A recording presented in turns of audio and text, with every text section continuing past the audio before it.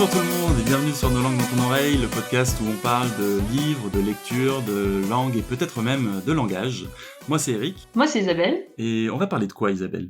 Eh bien, en cette rentrée en veille d'Halloween, dans ce mois d'octobre sombre et pluvieux, nous allons aborder la peur en littérature.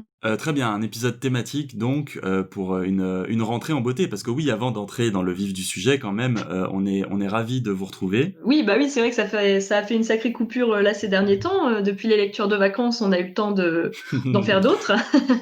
Et autrement moins ensoleillées. Alors justement, ça m'intéresse de savoir si tu devais retenir une de tes lectures depuis la dernière fois, qu'est-ce que tu... Eh bien, je vais parler de traumatisme. Je vais parler d'une lecture qui ne m'a pas plu du tout. D'accord. Contre toute attente. Je pense qu'on avait déjà évoqué La place d'Annie Ernaux. Oui. Je ne sais pas si... Enfin voilà, que j'aimais beaucoup, qui est un livre qui m'a beaucoup marqué. Et donc j'ai voulu tenter Se perdre d'Annie Ernaux. Et ce n'est pas un traumatisme de peur, mais d'ennui assez profond. D'accord. Donc c'est le journal intime de sa relation avec un diplomate russe. De manière clandestine, pendant... ça dure sur 2 ans, je pense, le texte. D'accord. Et je vais, on va dire, résumer, et je pense que ça suffira à permettre à tout le monde de savoir ce que contient ce livre. C'est, elle attend dans une chambre, souvent le studio de son fils, qui s'appelle Eric, et quand il n'est pas là, elle angoisse et elle pleure, et quand il est là, ils font l'amour. Et c'est tout. D'accord. Pendant 300 pages. D'accord. C'est long. Et toi, as-tu fait de meilleures rencontres que moi cet été ? Alors, des rencontres, pas beaucoup, mais par contre, j'ai approfondi une rencontre que j'ai faite il y a presque 10 ans maintenant dans mes lectures et que je ne cesse d'approfondir, qui est les ouvrages d'Henri Méchonic. Depuis en fait l'épisode sur la traduction, je me suis un peu replongé dans ces livres que je lis en prenant des notes. Je crois que j'en ai déjà parlé, et donc là je suis dans son dernier ouvrage posthume paru en 2009 après sa mort, et qui s'appelle Langage, Histoire, une même théorie. Et là je viens de finir le chapitre consacré au rapport, et plutôt au non-rapport du marxisme avec la théorie du langage et du coup le sujet. Et c'est très intéressant, même si c'est parfois un petit peu allusif. Disons que Méchonic, il est pas là pour lire les livres à notre place, donc il va te renvoyer parfois au détour de quelques phrases, ou en tout cas moi c'est mon attitude par rapport à ça. Je me dis bon, là si je veux en savoir plus, il faut que j'aille lire Marx ou les personnes dont il critique les livres. Voilà, mais c'est très enrichissant, et c'est toujours moi ça renouvelle à chaque fois ma façon d'aborder la vie, le contemporain, etc. Donc vous allez voir, on a un petit peu changé la formule, mais on vous laisse découvrir parce que justement cet épisode est placé sous le signe de l'inconnu, du mystère et de la peur.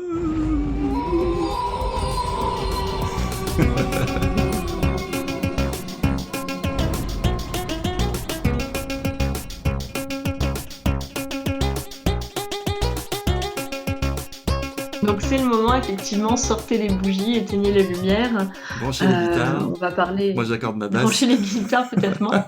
Donc on parlait de la peur en littérature, alors on a pu s'en parler un petit peu tous les deux. Toi, est-ce que tu as des souvenirs de peur assez... Enfin, c'est vrai qu'on commence souvent par les premières lectures, comment on construit une notion quand on est dans nos premières lectures. Toi, c'était quoi la peur quand tu étais un jeune lecteur, on va dire ? Eh ben, ça n'était pas. Ça ne fait pas peur. J'ai aucun souvenir. Non, en fait, c'est une fausse réponse. Spontanément, quand je pense à la lecture, vraiment sans image, je me dis, mais il y a rien qui me fait peur quand je le lis. Je suis extrêmement effrayé par plein de choses, surtout La nuit tombée. Et en même temps, en fait, cette affirmation cache quelque chose, cache une peur fondamentale. La grosse phobie que j'ai eue quand j'étais enfant, c'est les loups, et notamment Pierre et le loup. Ah, c'est marrant. Mais t'étais très petit, non ? J'avais 5 ans et demi. Ah, c'est... Oui, c'est... Et j'avais un livre d'images avec une cassette où il y avait la musique enregistrée. Et je me souviens que, maintenant je me souviens que d'avoir eu peur de Pierre et le loup toute mon enfance, mais en fait je n'avais pas du tout peur et jusqu'au moment où c'était ma lecture à l'hôpital quand on a commencé à traiter mon diabète. Et je me souviens notamment que sur la page du loup, c'était un espèce de berger allemand, tu vois, c'était pas du tout un loup effrayant, mais c'était devenu la page Oni. Ah, c'est marrant. Voilà. Enfin, c'est marrant parce que ça me semble pas être une. J'ai l'impression que le loup te compte et enfin, ça fait pas partie de ces monstres effrayants parce que je pense qu'on a trop l'image du loup animal, mais je pense que c'est peut-être aussi la propagande des documentaires animaliers qui m'a atténué Et la nouvelle génération de livres pour enfants qui prennent tous des loups justement pour dédramatiser. Mais alors moi, par contre, je peux dire que le loup, le grand méchant loup, je me le suis pris en pleine face. En tout cas, je me suis accroché à ça pour traduire quelque chose de ma vie intérieure, parce que c'était les loups, c'était j'en faisais des cauchemars et tout, ça m'a pourri. Non, ça m'a pas pourri l'enfance, mais c'était la peur, quoi. Mais c'est intéressant que pour toi, ça soit une peur inattendue, parce que justement, ce qui me faisait le plus peur dans la musique, par exemple, c'était pas le loup, c'était l'air de Pierre. Dont on va vous passer moins de 10% là, juste le passage qui me fait peur. Et c'est le moment où vous avez la mélodie de Pierre qui, juste l'espace d'une mesure, il y a une petite inflexion, je sais pas si c'est vraiment du mineur, en tout cas il y a une petite dissonance qui pour moi, mais pas consciemment, mais je le vivais. C'était une expérience concrète dans mon corps de toute la peur en fait, tout le danger de cet enfant dans son propre thème, qui était que après le truc super joyeux, super majeur, il y avait ce petit et tu vois, ça a l'air de rien, mais moi ça me terrorisait. C'est la menace. Voilà, c'est la menace. Et alors justement, j'ai un petit extrait pour finir là-dessus. Après, ça m'intéresserait de savoir ce qu'il en est pour toi.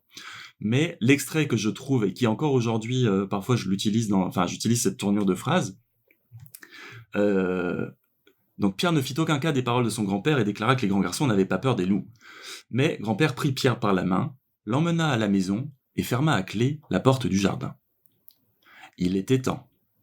À peine Pierre était-il parti qu'un gros loup gris sortit de la forêt. Et alors je peux te dire que il était temps, à peine Pierre était-il parti. Moi j'avais même en tête, à peine Pierre avait-il fermé la porte. Et c'est le grand-père qui ferme à clé la porte du jardin. Et cette imminence, en fait, cette imminence du danger, encore aujourd'hui et encore maintenant, ça me hérisse les poils. Là, pour le coup, c'est une peur liée au danger et pas liée à l'inconnu, tu vois. Oui. Parce que là, je suis spectateur, donc je sais, enfin justement, c'est parce que je sais qu'il y a le loup que ça me fait peur. Et c'est efficace, quoi, ça marche sur moi. Bon, après, il y a toute l'histoire personnelle. Et voilà. Le terrible loup du diabète, c'est ça? Le terrible loup du diabète, ouais, mais c'est pas si drôle, hein. Bon, alors, qu'en est-il pour toi?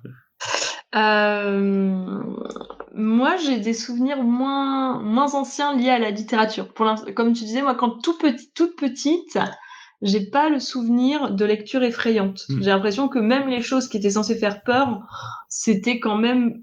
En général, ça faisait peur, mais pour dédramatiser les peurs. Tu vois, dès qu'il y avait... moi, je me rappelle, par exemple, on nous menaçait du Graham Groom. La poupoune qui était pas sage, elle était enfermée dans un placard. Le Graham Groom allait la manger. Mais... l'idée, c'est que toujours, on va rassurer les enfants sur leur peur. En tout cas, c'est ça que j'ai lu quand j'étais petite. Moi, vraiment, le gros souvenir d'avoir eu peur sous mes draps quand j'étais petite et d'avoir éteint la lampe en me disant pas sûr, c'est un livre de Serge Brussolo, Le pique-nique du crocodile. Donc c'est une enquête policière pour enfants qui se passe en Louisiane, vraiment dans le bayou, avec tous ces crocodiles qui rôdent. Et il y a toute une histoire où il y a des meurtres, mais on ne sait pas si c'est des meurtres ou si c'est vraiment un crocodile qui attaque les gens. Parce que les gens se retrouvent avec des marques de crocs de crocodile, mais il y a toute cette idée que ça pourrait être quelqu'un qui se sert d'un squelette de crocodile pour attaquer. Et c'est d'ailleurs assez flou, hein. C'est un livre que j'ai pas chez moi, donc j'ai pas pu relire. Ouais. Mais je me rappelle que la manière dont c'était raconté, la manière dont il y avait une atmosphère pesante, tu vois, je pense que Serge Brussola, il a cette cette capacité à monter des atmosphères extrêmement pesantes. J'avais lu Peggy Sue et les fantômes qui avaient à peu près le même genre de ressort, où il va te mettre bah voilà, cette ambiance lourde, cette chaleur, cette humidité, le huis clos avec des personnages qui arrivent. Enfin voilà, il arrive à faire monter la pression, si bien que tout petit élément inquiétant ou un temps soit peu graphique, si on me parle d'un os apparent ou d'une goutte de sang sur un sol, ça m'impressionnait beaucoup. Ouais. Et je pense que je l'ai lu vers 8, 9, 10 ans peut-être maximum. Mais c'est mon premier souvenir de livre qui fait vraiment peur. Pas qui inquiète un peu, pas qui est censé faire peur, mais qui fait pas vraiment peur. Le Pique-nique du crocodile, c'est vraiment le premier à m'avoir inquiété quand j'allais me coucher. Ouais. Et donc vraiment lié plus à l'ambiance qu'à la Plus nature à des l'ambiance. événements. Ouais. C'est ça. Je pourrais pas dire que j'ai peur des crocodiles. Hein. J'étais en Picardie, j'en croisais assez peu. C'était vraiment cette capacité à un livre à me transporter dans un autre univers et malgré tout, voilà, à me placer tellement fort dans cette ambiance pesante que ça se manifestait physiquement chez moi. Ouais. Et je trouve ça intéressant parce que aujourd'hui, je suis plutôt comme toi, c'est-à-dire qu'il y a quand même relativement peu d'ouvrages censés faire peur qui me font peur. C'est-à-dire que les livres d'horreur, les livres voilà, quand je lis du fantastique, quand je lis des livres d'horreur d'effroi, ça me fait pas peur. Ouais. Il y a d'autres livres qui peuvent me faire peur, mais ça me fait pas peur. Oui. Donc c'est un peu un souvenir unique. C'est un peu, voilà, le Pique-nique du crocodile, c'est le seul truc qui était censé faire peur et qui faisait vraiment peur. Et c'est amusant qu'on se retrouve tous les deux dans dans ce constat de départ qui est que finalement, ce qui fait peur, c'est pas forcément ce qui est censé faire peur. Oui. Bah, moi, la question, c'est, enfin, du coup, qu'est-ce qui fait peur et comment est-ce que dans la lecture on peut ressentir cette peur, pourquoi, comment, etc. Tu vois, c'est ça que je me demande du coup. Et ce que j'ai envie de dire, peut-être naïvement, et c'est sans doute assez réducteur, mais c'est que dans l'acte de lecture, on participe tellement à disons, à l'actualisation du discours, quoi. Enfin, en fait, on est au contrôle de ce qu'on lit. Il y a pas la même passivité que, par exemple, que par rapport à même si c'est une passivité discutable, mais que par rapport à un truc audiovisuel. C'est vrai que tu ne fermes pas les yeux en lisant un livre. Et ça, oui, c'est vrai. Mais j'allais dire en même temps, c'est vrai que tu peux fermer les yeux, mais tu es en quelque sorte à la merci du film. Et je pense que du coup, le rapport à la peur est pas du tout le même. Ça veut pas dire qu'évidemment, on est d'accord, hein, on peut tout faire par le discours ou mais comment s'y prendre. Et ça sera intéressant de voir là dans le déroulement du podcast à travers ce que nous on a retenu comme exemple, comment on fait peur et comment ça marche quand on a peur ou quand on n'a pas peur. Mais il y a quand même des histoires de, par exemple, enfin, on imagine mal des jumpscares en littérature. Et ben moi justement, tu vois, tu t'en parleras sûrement mieux que moi parce que toi tu l'as lu en langue originale, mais moi j'ai eu cet effet dans un extrait de Lovecraft. Ah oui. Je sais pas si tu as lu La peur qui rôde. Oui. Dans une dernière partie, moi j'ai eu cet effet de jumpscare, c'est-à-dire que j'ai été vraiment surprise en le lisant. Alors attends, je te retrouve l'extrait, pardon. Donc c'est ce moment où bon, il y a une peur, enfin il y a un ennemi invisible qui décime des populations entières sur une colline. Un reporter arrive et il enquête. Voilà, pour poser un peu le décor. Et il trouve un journaliste qui veut bien l'accompagner et il décide de camper dans une maison abandonnée pour voir ce qui se passe dans ces moments où on retrouve des cadavres partout, voilà. Ça y est, je me souviens. Et voilà. Donc je lis le petit extrait. Dehors, le sol n'était plus qu'une masse informe de boue, de flaques d'eau et de petits monticules de terre provenant du dernier éboulement. Je ne voyais rien, cependant, qui justifiait l'intérêt de mon compagnon, toujours penché à la fenêtre et muet. Je traversai la pièce et lui touchai l'épaule. Mais il ne bougea pas. Je le secouai en manière de plaisanterie et le fis tourner. Je sentis alors la terreur me mordre comme un concert venu du fond des âges et des abîmes insondables de la nuit éternelle. Car Arthur Monroe était mort, et dans ce qui restait de sa tête rongée et creusée, il n'y avait plus de visage. Et En plus, c'est la fin du chapitre. voilà, autant la mort de Monroe, bah on le sent très vite venir. On sait qu'il va se passer un truc pas cool avec ce personnage, et quand on voit qu'il réagit pas, enfin, dans ce genre de livre, dès qu'il y a un personnage qui dit j'ai appelé machin et m'a pas répondu, on se doute bien que machin il est pas en grande forme. Ouais. Mais dans ce qui restait de sa tête rongée et creusée, il n'y avait plus de visage. Moi, ça m'a vraiment fait un effet graphique fort quand j'ai lu ça. C'est vrai. Et c'est une traduction. Hein. Moi, je m'attendais juste à ce qui, c'est un peu peut-être joué sur le cliché et peut-être cinématographique, mais de la personne qui ne sait pas que l'autre est mort, qui touche l'épaule et le corps tombe. Moi, je m'attendais à ça. Ouais. Je m'attendais pas à devoir imaginer une tête rongée entière. Mâcher, Sans qu'on les sente. mâcher et creuser. Enfin, gouge, c'est vraiment, c'est ce que tu fais avec ta cuillère. And on what remained of his chewed and gouged head, there was no longer a face. Donc c'est plutôt pas mal traduit, moi je trouve. Ouais. Et voilà. Et moi, je trouve que t'as cet effet de surprise. jump scare. C'est-à-dire vraiment, Oui, oui. toi, t'es en train de lire, tu t'attends à un truc, et il te rajoute un cran dans l'horreur. Hein. C'est vrai. C'est vrai. Ceci dit, tu admettras que c'est quand même assez rare et c'est justement une des réussites de ce texte, peut-être. Peut-être. Mais c'est pour ça que je suis contente, parce que j'ai pas du tout la version anglaise sous les yeux. Moi, j'ai vraiment le texte traduit. Du coup, je suis contente que tu aies pu me lire la VO. Ouais. C'est assez proche. En même temps, il y a un effet, justement, le dernier mot, en français, je sais pas si c'est possible, mais en anglais, le dernier mot du chapitre, c'est le mot qui révèle ce qu'il n'y a plus, c'est-à-dire face. En français, c'est pareil. Ouais. Il n'y avait plus de visage. Parfait. Donc, effectivement, Lovecraft, bon, je veux pas sauter du coq à l'âne, mais c'est vrai que quand on parle d'horreur, c'est un peu et moi, dans mes recherches pour cet épisode, je me suis beaucoup préoccupé de la question du lien entre chez lui, hein, chez Lovecraft, entre l'horreur et son racisme et sa xénophobie. Mais en fait, c'est un tout autre chapitre, un tout autre épisode qu'on pourrait faire là-dessus. Ceci dit, dans ce même texte, elle est assez crasse, parce que c'est. Ah oui, oui. Non, mais de toute façon, chez Lovecraft, c'est partout. Les gens qui, c'est un cas anglophone et assez intéressant.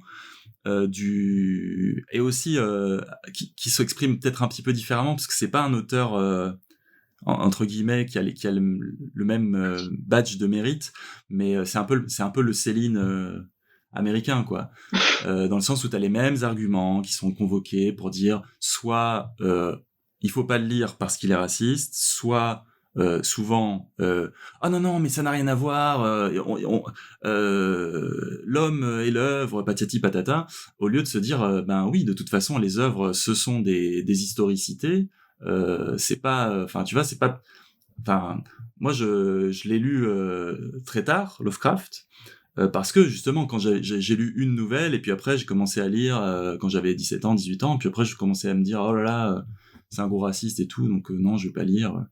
Et puis donc là, quand je me suis fait toute sa, j'allais dire sa disco, sa filmo, quand je me suis fait la totale, c'est évident. Mais en même temps, ça dépend aussi comment tu lis, parce que c'est un peu le même problème qu'avec Pierre Loti, là on est en train de dériver sur le racisme, mais Madame Chrysanthème, c'est un texte qui est horrible de racisme sur les Japonais. Mais j'ai été surpris en le lisant à l'époque où je cherchais des trucs sur lesquels faire un mémoire en littérature française mais qui parlaient du Japon. J'ai été surpris de voir à quel point c'est pas du tout pour distancier, mais c'était le narrateur qui étaient explicitement, qui tenaient les propos, tu vois, explicitement racistes. Et on sait bien, nous deux, mais les gens peut-être aussi, que les liens entre narrateur, auteur, sujet même du texte sont à penser. C'est-à-dire qu'ils sont pas à Oui. présupposer. Ça veut pas dire qu'il y en a pas, loin de là. C'est souvent extrêmement complexe, mais et chez Lovecraft typiquement, autant moi en le lisant, mais j'étais préparé par 15 ans de gens qui disent c'est un gros raciste, donc je savais à quoi m'attendre. Je fais oui, mais évidemment que c'est un gros raciste. Mais en fait, c'est entre guillemets, c'est un privilège aussi parce que je me sens pas atteint. Peut-être que s'il y avait des propos homophobes à chaque ligne, je pourrais pas. Comme il y a certaines chansons, je peux pas, même s'il y a d'autres intérêts dedans, rythmiques et tout. Mais en fait, je peux pas parce que ta fag a et des propos même beaucoup plus haineux que simplement un mot injurieux.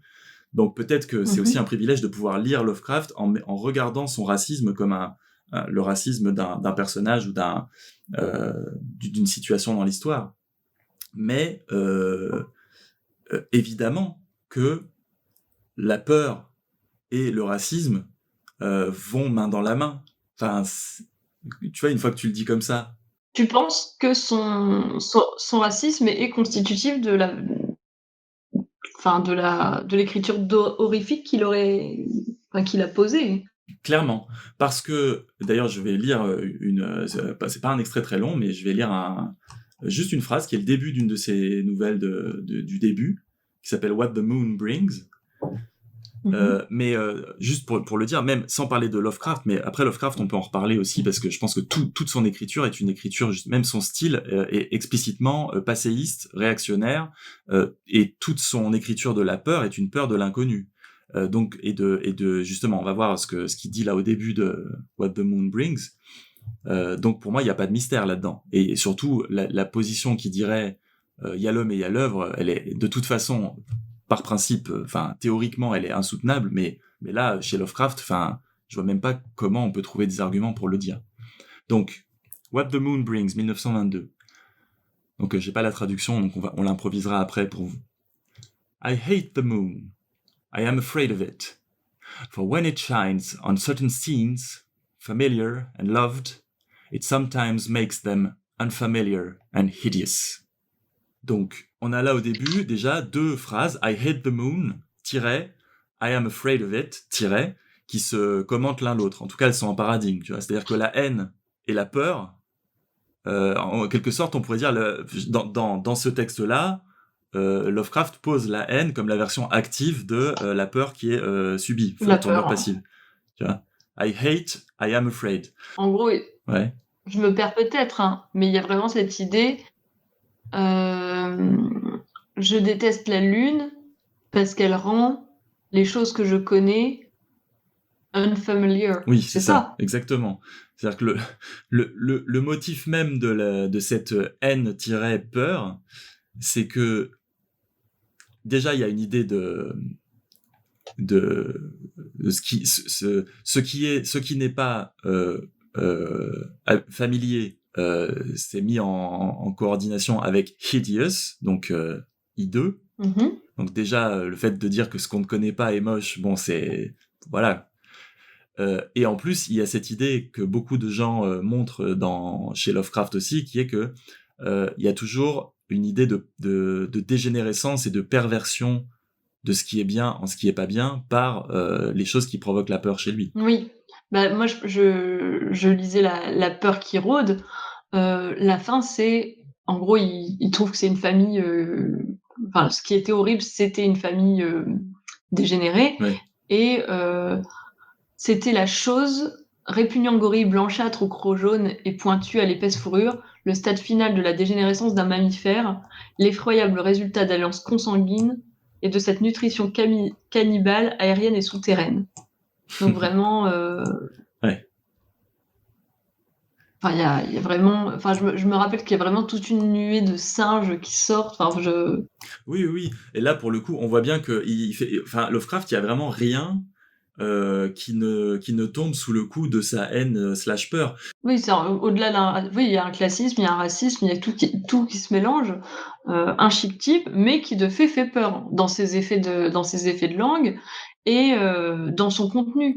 Je pense que Lovecraft arrive très bien à nous faire peur d'un point de vue technique sur des sujets conçus pour faire peur. Tu vois, là, on a déjà parlé, le village hanté, la lune, enfin voilà, quand il y a des bestioles horribles chez Lovecraft, donc Oui, c'est censé faire peur.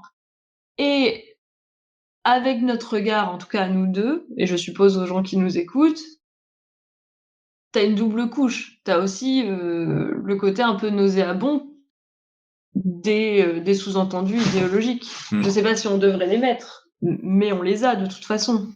Lovecraft, il arrive à m'effrayer, bah, on en parlait tout à l'heure, dans un effet de langue, quand il me décrit un effet de une discours mort un peu plutôt. Ouais. bizarre, un monstre, même la lumière de la lune. Enfin voilà, il arrive à poser un univers sinistre qui de toute façon est lié à l'imaginaire, de l'horreur, du fantastique, de ces littératures thématiquement faites pour faire peur, même si elles le font pas. Moi, je suis pas morte de peur à chaque fois que je lis du Théophile Gautier. Mais c'est fait pour faire peur dans ces thèmes.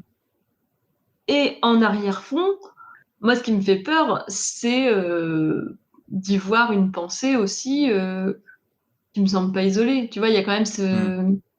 Après, justement, là où... Mais bon, peut-être que c'est parce que j'y suis pas sensible de la même façon que des personnes qui sont directement victimes de ces pensées-là, mais j'ai l'impression que pour quelqu'un qui, justement, euh, qui, qui est à distance, euh, c'est je le vois vraiment comme un personnage et je me dis oh là là c'est un vieux raciste qui raconte l'histoire, mais je me sens pas menacé, enfin tu vois, j'ai pas, enfin si ce que tu veux dire c'est que c'est une peur que le discours suinte de la lecture et qui se répande dans la société, ça moi j'ai l'impression que c'est tellement il est tellement gros sa haine de l'autre que je vois pas comment ça pourrait être pernicieux, par exemple. Ah, c'est marrant. Ça peut être Je insoutenable. pense pas que ça... Je pense pas que ça puisse se diffuser. Ouais. Moi, c'est plus de me le mettre sous les yeux. Ah oui, oui, Moi, oui, ça me oui. fait, moi, ça me fait peur, ce genre de discours, parce que de plus en plus, c'est le genre de discours dont je me dis, il va avoir des adeptes. Hmm. Ouais. Il va pas forcément convaincre des gens. Oui, oui, d'accord. Hum, Ouais, ouais. Mais c'est un discours qui existe, et ça me révèle aussi quelque chose qui peut être dit, Oui. qui n'est pas dans les albums pour enfants sur le loup qui est gentil et à la fin tous les animaux mangent ensemble, même le cochon et le loup. Le mouton se sert de sa laine pour rebroder une culotte Le- euh, au loup qui avait une pour le loup. culotte. Ouais. J'aime beaucoup cet album. Il est magnifique. Lovecraft et culotte de mouton. Ouais. Mais alors pour finir sur Lovecraft, moi la première fois que je me suis rendu compte, c'était sa cinquième ou sixième nouvelle, je sais plus, ça s'appelle The Temple, qui est l'histoire d'un sous-marin allemand en 1917 ou 1916, qui il y a une espèce une spirale de l'enfer par la parano en fait des membres de ce sous-marin. Et en fait, tu vois comment petit à petit le personnage focal, parce que c'est une des rares nouvelles où c'est pas à la première personne. Euh, ou alors Mhm. si ça l'est peut-être justement, mais en fait il y a un truc où au début il est haineux des Anglais parce qu'il coule un navire anglais et donc il te décrit les Anglais qui cherchent à se réfugier sur le sous-marin, il les décrit comme avec beaucoup de mépris. Et puis petit à petit tu te rends compte qu'il méprise aussi les autres soldats qui sont des Allemands du Sud, parce que lui c'est un Oui. Allemand du Nord, tu vois, et puis petit à petit en fait tout le monde sauf lui, il y a une espèce de spirale. Moi j'avais trouvé ça même, enfin je pense pas qu'il y ait autant, c'est peut-être pas, enfin c'est peut-être un effet de lecture, tu vois, mais je me suis dit il y a vraiment quelque chose de ce personnage, il est construit comme étant euh, le, le, le, son accès, parce qu'en fait l'histoire de The Temple c'est que donc le sous-marin s'échoue Et donc, Mhm. dans ces derniers instants d'oxygène, il découvre une cité, on va dire, cthulhuienne, quoi, enfin, des anciens, une civilisation ancienne qui a été engloutie, une espèce d'Atlantide. Donc, la Mhm. récompense, enfin, la récompense, tu vois, le fait de, enfin, c'est quasiment une parabole de l'écriture de Lovecraft lui-même, c'est-à-dire que sa peur et sa haine des autres le désignent comme le sujet propre à parler de de ces monstres anciens, quoi. Et je trouve que du coup, c'est assez explicite. Mais effectivement, ça peut être pénible à lire quand on réfléchit au fait que c'est un exemple de choses qui sont encore bien présentes. Mais je suis pas sûre d'avoir compris exactement ce que toi. Donc c'est un récit à la première personne, tu dis, ou qui le semble. Je sais plus. Faudrait que je regarde. En tout cas, c'est marrant parce que ce point de vue interne, qui est souvent utilisé en littérature, je pense fantastique notamment, Mm. pour mieux décrire les sentiments, mieux décrire les manifestations physiologiques de la peur chez les personnages, toi, c'est presque ce qui t'amène à mettre de la distance. Tu te dis, puisque c'est le personnage, Bah moi j'ai oui. l'impression qu'en général, le point de vue interne, il est vraiment fait pour qu'on se mette dans la peau du personnage et qu'on partage ses sentiments, alors que toi, d'après ce que je comprends, c'est plutôt, puisque j'ai un point de vue interne, je suis dans la tête d'un personnage, et moi je ne suis pas ce personnage, donc je suis vachement à distance de ça. Ouais, je pense pas qu'on puisse schématiser à ce point-là. Parce que tout dépend de comment c'est écrit en fait. Mais par contre, tu as raison. Euh, mais c'est surtout une question plus que de focalisation, c'est-à-dire de savoir ce que le personnage pense ou pas, plus vraiment une question de personne du discours. C'est-à-dire que si c'est de la troisième personne, mais on voit les choses à travers la tête du personnage, là je pense qu'il peut y avoir un effet sur moi d'identification.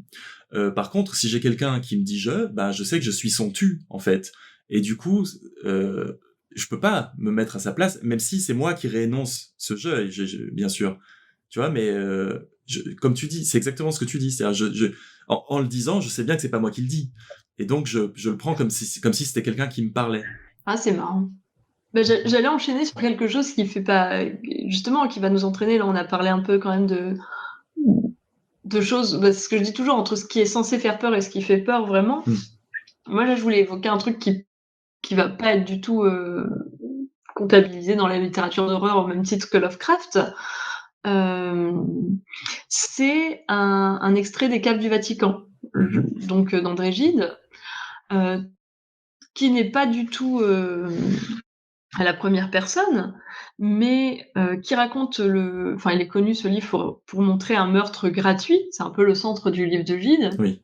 Et moi, ce que je trouve le plus effrayant, c'est justement le moment où tu vois exactement ce qui se passe dans la tête du meurtrier. Donc, qu'il verrait, pensait Lafcadio, là, tout près de ma main, sous ma main, cette double fermeture que je peux faire jouer aisément. Cette porte qui, cédant tout d'un coup, le laisserait crouler en avant, une petite poussée suffirait, il tomberait dans la nuit comme une masse, même on n'entendrait pas un cri, et demain, en route pour les îles. Qu'il saurait? Un crime immotivé, continuait Lafcadio. Quel embarras pour la police. Là, sous ma main, cette double fermeture, tandis qu'il est distrait et regarde loin devant lui. Enfin, en vrai, il y a vraiment toute cette réflexion du futur meurtrier sur... Bon, en fait, il est dans un train et il y a quelqu'un qui est appuyé Hmm. contre une porte. Il se dit, bon, bah, si j'ouvre la porte, il tombe, il meurt. Ouais. Et personne ne me verrait, c'est la nuit, les gens ont leur... Et, et d'ailleurs, ça se close sur un jeu d'enfant où il dit, si je peux compter jusqu'à 12 sans me presser avant de voir dans la campagne quelques feux, le tapir est sauvé. Je commence. 1, 2, 3, 4, lentement, lentement. 5, 6, 7, 8, 9, 10, un feu. Fin du chapitre, chapitre 2, Fleurissoir ne poussa pas un cri. Donc on sait qu'il l'a poussé, Hmm. on sait qu'il n'y avait aucune raison de le faire, si ce n'est, je vais le faire. Ouais. Je peux le faire. C'est Et l'acte c'est pas une gratuit. littérature. C'est pas une littérature d'horreur, c'est du Non, Gide. Enfin, mais à travers cette idée, c'est marrant, hein, à travers cette idée de l'acte gratuit, il y a une tradition qui se dessine et qui va jusqu'à Edgar Poe, à travers Baudelaire. Bah justement, c'est lui dont je voulais parler. Je Eh me oui. disais justement, quand tu évoques l'horreur, tu vas penser Poe, tu vas penser Lovecraft, tu vas aller du côté des fantastiques, peut-être des romans noirs anglais, mais tu vas pas dire André Gide. Non. Et pourtant, je trouve ça autrement plus effrayant de me dire que un bonhomme dans le train peut avoir envie d'ouvrir une porte et d'en faire sauter un, Bien sûr. que de savoir qu'il y a des vampires dans un manoir anglais par les nuits de pleine lune. Parce que ça s'ancre davantage dans le possible. Bah oui. Pour un hypocondriaque, il n'y a rien de plus effrayant qu'un dictionnaire médical.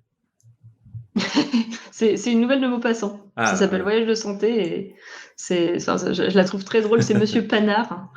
Et Monsieur Panard a très peur des maladies. Et du coup, il se renseigne énormément sur les maladies, ce qui fait qu'il en découvre toujours plus. Et enfin voilà, un vrai bonheur. Bah oui. Non, mais par contre, je reviens sur cette histoire de tradition, parce que je suis d'accord avec ce que tu dis. Quand on me dit André Gide, moi je pense les faux monnayeurs, Corridon, etc. Je pense pas du tout. Mais par contre, ça m'interpelle que ce qu'il a d'horrifique, le passage qu'il y a qui te fait peur, se situe en direct, mais vraiment en directe tradition, c'est-à-dire en ligne directe, à travers le démon de la perversité de Baudelaire, jusqu'à The Imp of the Perverse de Poe. Cette préoccupation pour l'acte gratuit, André Gide la trouve très certainement dans des lectures d'horreur. Donc, c'est étonnant de le trouver chez Gide parce qu'il n'a pas cette réputation, et en même temps, la problématique elle-même, elle est classique. Dans le sens où ça a pas l'air, comme ça, pousser quelqu'un dans un train, c'est pas une action, comme tu disais, c'est pas une action surnaturelle, en fait, mais c'est une action effrayante, classiquement. Alors, en parlant de vampires dans des manoirs anglais, je sais pas si on le garde, mais donc moi je voulais dire quelque chose de ma lecture de Dracula, qui est que déjà on retrouve, et je pense que c'est pas le seul, hein, parce que le Horla c'est pareil, il y a un effet en fait on a parlé déjà un petit peu des questions de première personne. Oui. Et d'ancrage du récit d'horreur dans une expérience vue à travers la petite lorgnette du personnage. Et alors, que ce soit le Horla ou Dracula, en fait, ça fonctionne par des manuscrits trouvés, enfin par des faux... Des faux témoignages d'authenticité. Et alors, ce qui est frappant dans Dracula, c'est que moi, je trouve que la première partie du roman fonctionne très bien de ce point de vue de l'horreur, en tout cas de cette espèce de tension, d'inquiétude pour les personnages, parce que tu es livré à, là, pour le coup, comme dans un film, je dirais, tu vois les personnages et tu es impuissant tu vois ce qui va leur arriver. Enfin, je sais pas comment le dire, mais il y a du mystère et donc de la peur, parce qu'il y a pas de contrôle. Et à partir du moment où ils te foutent Van Helsing, tout s'explique. Ah oui, non, mais les vampires, oui, non, mais ça existe. Et voilà comment on va faire. Et il faut faire ci, il faut faire ça. Et tout va bien se passer. Et donc, les 50 ou les 100 dernières pages du roman sont toujours, d'ailleurs, plus ou moins épistolaires. Je crois que c'est Jonathan qui reprend le truc en racontant comment ils sont allés tuer Dracula. Mais par contre, ça change complètement de ton. Ça devient une espèce de livre d'aventure super ennuyeux. Où t'attends juste que... C'est la chasse aux monstres. C'est ça. Ouais, je comprends je comprends ce basculement. Il me semble qu'à partir du moment où tu vois l'ennemi et que t'en es sûr, tu quittes ces littératures de la peur qu'on lit pour se faire peur, parce qu'il y a une satisfaction à le faire. Je pense qu'aujourd'hui, il me semble qu'aujourd'hui, les choses qui peuvent faire le plus peur, c'est la science-fiction. D'accord. Réellement. C'est la science-fiction, c'est ce qu'on va, c'est l'anticipation, c'est les dystopies, c'est ces choses qui se rapprochent de ce qu'on vit. Mais si je te parle d'horreur, Tu vas plutôt lire un Stephen King avec des cimetières enterrés, enfin des cimetières indiens enterrés sous des lieux, avec des voitures hantées, enfin des choses comme ça. Parce que tu as ce côté inquiétant et en même temps grand guignol de ce qui n'est pas possible. Ouais, je vois ce que tu veux dire. C'est une question de rapport au surnaturel et à la perturbation de la réalité. Mais Hmm. Je réfléchissais par rapport à ça, parce que la définition du fantastique de Tsvetan Todorov, c'est de dire qu'il y a une rupture, une fracture dans notre perception de la réalité. Et cette fracture, elle est vécue comme dérangeante, je crois. Oui. Et du coup, je me disais par rapport à Lovecraft, par exemple, dans une société un peu plus woke, on n'a pas, c'est pas les mêmes choses qui nous font peur, mais en même temps, je pense qu'au cœur du truc, enfin moi en tout cas quand je regarde, en ce moment je suis en train de regarder The Haunting of Bly Manor. On ne connaît pas. Donc c'est une série et qui est des histoires de maisons hantées. Mm-hmm. Et ce qui me fait peur une fois que j'ai fini de regarder la série, parce que quand je la regarde, bon, il y a les peurs de surprise, et puis il y a quand même des... franchement, cette question de est-ce qu'on a peur de ce qu'on voit pas, etc., ça c'est une question de stratégie, je pense, de style, et de stratégie de comment on fait peur aux gens. Mais je pense pas que ça soit une question de nature de la peur, tu vois ce que je veux dire? Parce qu'on peut avoir peur de ce qu'on voit pas, ou de ce qu'on voit. T'as des exemples? Oui, là, justement, rien que dans cette série, tu peux avoir peur de ce qui n'est pas encore arrivé, ou tu vois, de ce qui pourrait arriver, mais ce que tu ne sais pas, en fait, tu sais pas ce qui va pas dans la maison. Mm-hmm. Et donc, ça te place dans un état d'angoisse, parce que tout peut arriver. Mais en même temps, moi, je trouve que une des forces, en tout cas, de ces deux séries, donc Haunting of Hill House et Bly Manor, euh, dans dans les images, dans les visions des fantômes ou des choses surnaturelles que tu vois, il y a des trouvailles de d'étrangeté, d'inquiétude. T'as un personnage à un moment qui a qu'on voit dans l'ombre parce que ses yeux sont deux espèces de gros flashs lumineux et il apparaît dans des miroirs. Et ça, je peux dire que c'est effrayant, quoi, à chaque fois que tu le vois. Là, le problème, c'est qu'on en passe forcément par l'image. Ouais. On quitte le domaine de la littérature. C'est sûr. L'effroi actuel, j'ai l'impression vraiment qu'il se déplace de plus en plus vers la dystopie, vers le roman d'anticipation. Ouais, finalement, j'ai l'impression que ce qui fait peur maintenant, c'est les trucs qui pourraient arriver. Je sais pas si je suis convaincu par ça. Moi, par exemple, dans les romans qui ne sont pas censés faire peur, a priori, quand tu les parcours comme ça. Donc moi, voilà, si je dois évoquer un livre que je trouve effrayant actuellement, et pourtant il n'est pas... a priori, si tu le regardes comme ça, tu vas pas le trouver dans le rayon horreur de la bibliothèque, c'est Never Let Me Go de Katsuo Ishiguro.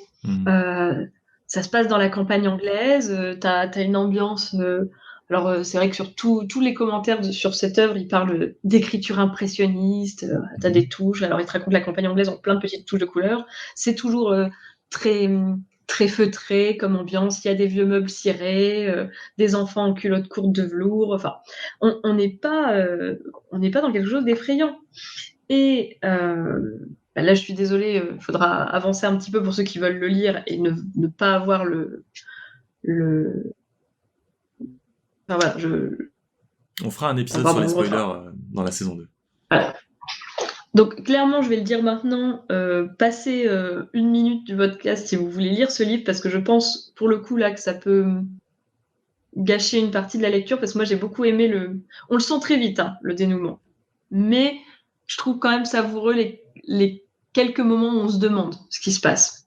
Et donc c'est un livre où à la fin, on comprend que cette espèce de pensionnat anglais idéal où les enfants sont un peu en vase clos, c'est, je vais pas dire un élève, c'est une école de clones destinée à fournir en organes le reste du monde. Et à la toute fin, quand on explique, on explique qu'il y a 2 clones qui se posent des questions sur leurs origines, tout ça, enfin sur pourquoi ils existent. Il y a cette déclaration d'une femme qui est « Après la guerre, au début des années 50, quand les grandes percées de la science se sont succédées si rapidement, on n'avait pas le temps de faire le point, de poser les questions sensées. Tout d'un coup, il y avait toutes ces possibilités qui s'offraient à nous, toutes ces manières de guérir tant de maladies auparavant incurables. C'était ce que le monde remarquait avant tout, voulait le plus. Et pendant ce temps, les gens ont préféré croire que ces organes surgissaient de nulle part, ou, au mieux, qu'ils se développaient dans une sorte de vide. Je passe un petit peu. Comment demander à un monde qui en est arrivé à considérer le cancer comme guérissable? Comment demander à un tel monde d'écarter cette guérison, de retourner à l'époque noire? Il n'y avait pas de retour en arrière. Et ça, c'est le discours porté par une ancienne directrice du pensionnat des enfants élevés pour qu'on leur prélève leurs organes. C'est pas de la littérature d'horreur, hein, mais ça te montre quelque chose qui est très proche, à mon avis, de ce qui peut... Enfin, il y a plein de parallèles à faire avec la société actuelle, de toute façon. On trouve une solution, entre guillemets, à un problème qui va générer des horreurs incommensurables, mais parce que, sous certains aspects, ça facilite le quotidien de beaucoup, on va cacher ça. Et là, c'est porté... Je sais pas si c'est porté à l'extrême, hein, je sais pas si l'abattage industriel ou c'est pas on n'est pas au même niveau par exemple, mais ce côté là où ils nous montrent des petits enfants dans la campagne anglaise en train d'apprendre leur latin pour à la fin nous dire qu'on va les charcuter pour leur voler leur foie ou leur cœur, c'est de la science-fiction parce que a priori tel que c'est décrit ça n'existe pas, tel que c'est décrit, je précise bien, mais en même temps justement je fais trop vite des parallèles dans ma tête à ce qui est possible, et ça te montre comment une société elle peut très bien fermer les yeux et ça me semble tout à fait probable. Donc moi, ça me fait plus peur. Moi, je sors de ce genre de livre bien plus mal que de la lecture d'une nouvelle de Poe. Bien sûr. Mais parce que c'est justement là, tu prends de la distance par rapport à et c'est bien de la thématique de la peur, parce que finalement notre épisode c'est pas la littérature d'horreur ou la littérature fantastique, et c'est une bonne conclusion je trouve, parce que ça montre que la peur en fait elle est pas ce n'est pas un genre. C'est une émotion et donc on peut la trouver pour bien des raisons différentes. Et du coup, la littérature d'horreur, justement, à force de se spécialiser, elle en devient presque un jeu. Comme tu disais tout à l'heure, on le lit pour se faire peur, comme un jeu d'enfant, alors qu'effectivement, il y a des choses qui sont bien plus effrayantes, et on n'a pas besoin de la vie réelle est bien plus effrayante que ce que tu disais, hein, que tous les vampires dans les manoirs anglais. Voilà, c'est ça. Moi, j'ai l'impression, et on est vraiment actuellement dans la bonne période, je pense, pour en parler, c'est que là, on a envie, et je pense qu'aussi la manière dont la lecture est perçue aujourd'hui, en tout cas pour les gens qui lisent, j'ai l'impression qu'en ce moment, quand j'échange avec les gens qui lisent autour de moi, on a envie d'avoir un plaid, un chocolat chaud et un bouquin qui fait peur. Mais on sait qu'on va pas avoir peur. Le sentiment qui va ressortir de la lecture d'un Stephen King, c'est du confort. Bien sûr. C'est vraiment un sentiment de confort. Dans- C'est pas l'angoisse. Bien sûr. L'angoisse, elle est dans 1984 actuellement, tu vois. Ouais. Mais ouais, très bien, très bien. Bah, je pense qu'il y a un épisode à faire sur ce que les anglophones appellent escapism dans la littérature, l'idée de s'échapper. Oui, j'entends bien. Et de voir quelle est la situation de cette pratique et ses enjeux pour la littérature. Mais ça nous emmènerait un petit peu loin. Pour l'instant, Isabelle, je te propose de mettre un petit jingle et de passer à la dernière partie de notre émission.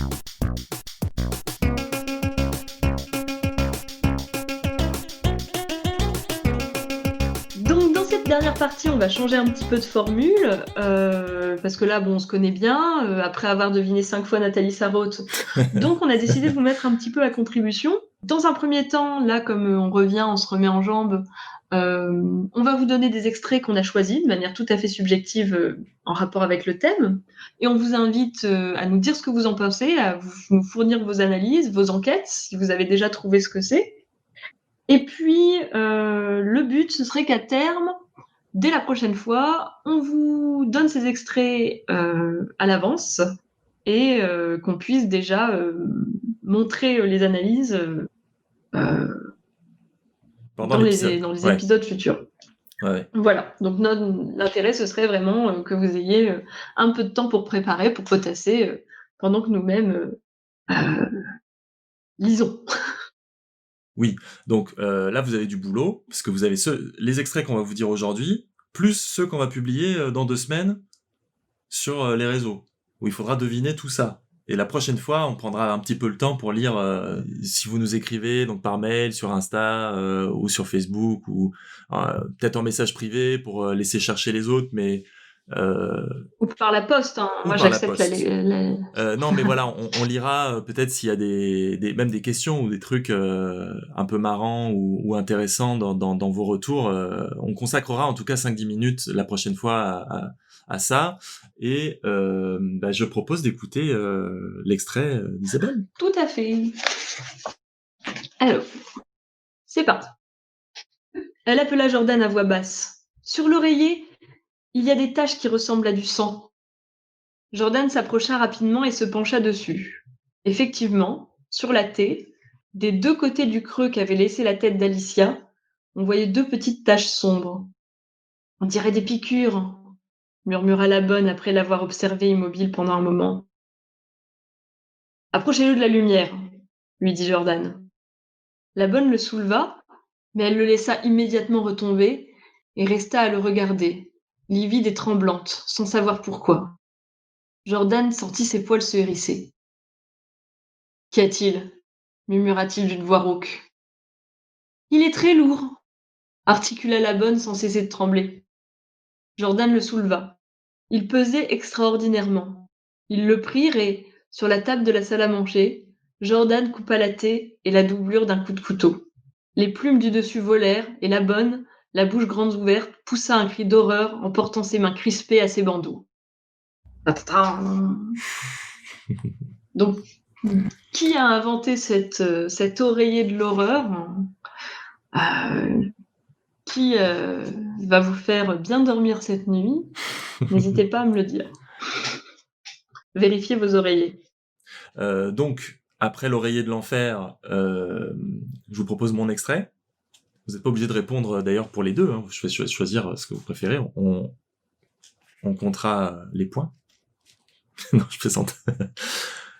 Bien. Peut-être vous pourrez nous dire lequel des deux vous a le plus terrifié.